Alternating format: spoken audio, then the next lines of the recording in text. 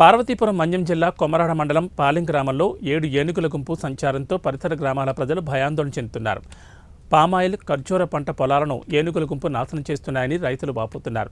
సత్యనారాయణ అనే రైతు 10 ఎకరాల పామాయిల్ తోటలో 70 మొక్కలకు పైగా ఏనుగులు పీకేశాయని, అలాగే బొప్పాయి, అరటి లాంటి పండ్ల తోటలను కూడా నాశనం చేస్తున్నాయని రైతు ఆవేదన వ్యక్తం చేస్తున్నారు. నా పేరు సత్యనారాయణ సార్. కొమరాడ మండలం పాలెం గ్రామం.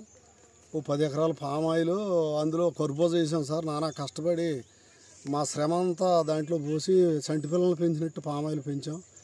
రాత్రి ఏనుగులు సుమారు 7 ఏనుగులు సార్ ప్రవేశించి మా కళ్ళెదుటే మేము చూస్తుండగా, నిశ్చేష్టులు అవి చూస్తుండగా ఏం చేయలేము. ఆ ఏనుగుల్ని మొత్తం నాశనం చేసి ఈ పామాయిల మొక్కల్ని మొదలతో సహా లాగేసి తినేసేది సార్.